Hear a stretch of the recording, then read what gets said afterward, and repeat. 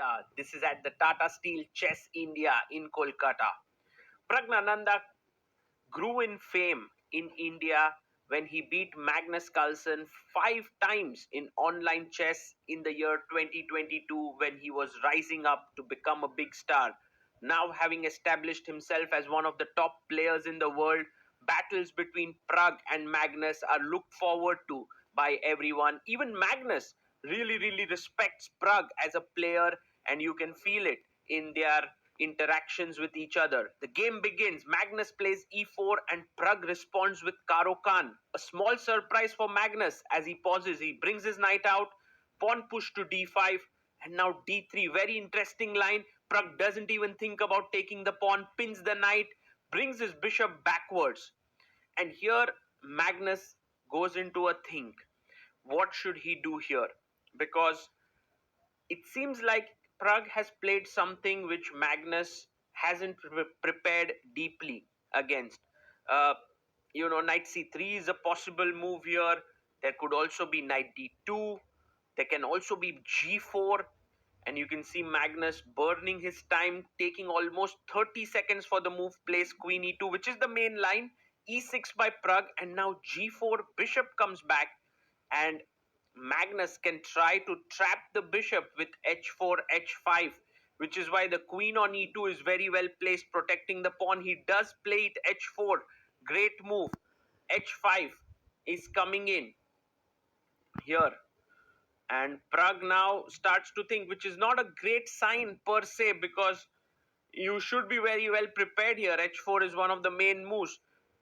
He takes on e4, pawn takes, and now plays his pawn to h5.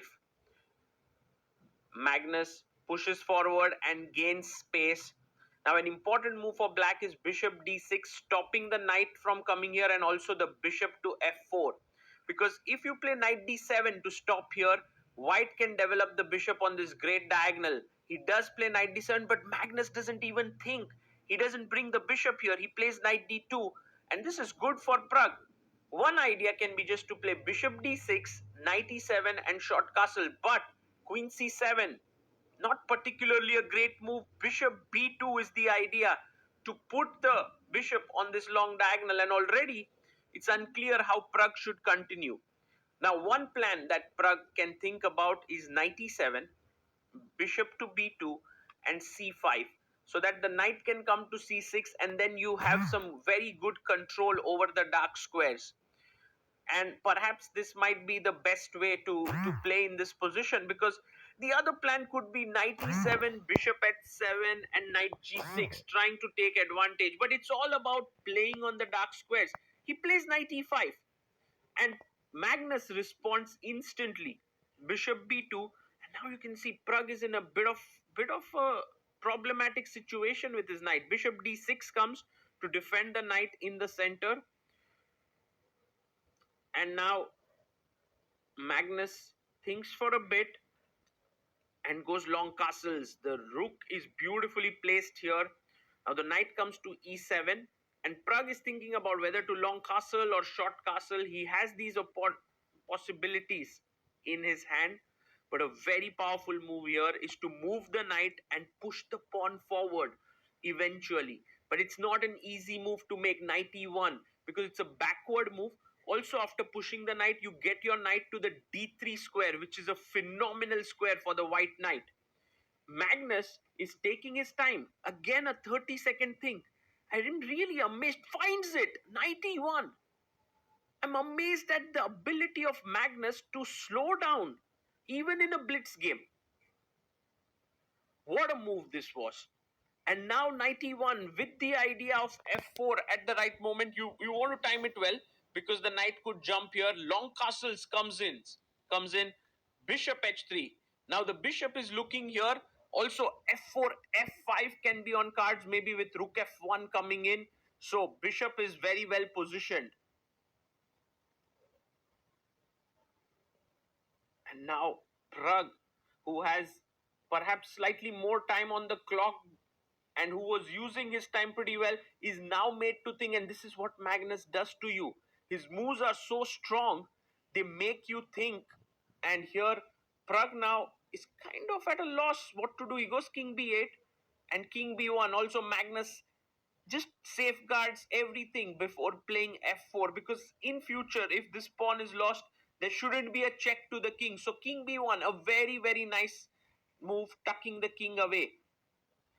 How does Prag create play is a big question here. It's not at all easy. None of his pieces are playing here. If his knight comes here, he can always kick it away with f3. The other knight doesn't really have any squares to go to. He plays knight c8. But now it's time to push forward. Magnus Carlsen can just go f4, f5. He goes f4, knight jumps in. Prag is like, take a pawn. I'm happy if you take here queen g4. There is bishop h5, but he takes the pawn on g7.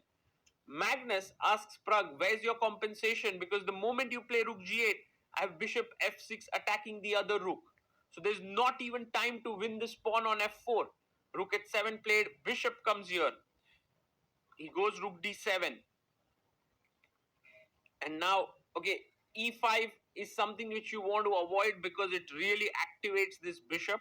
So Prag is banking on the fact that he will be able to win back some material on f4.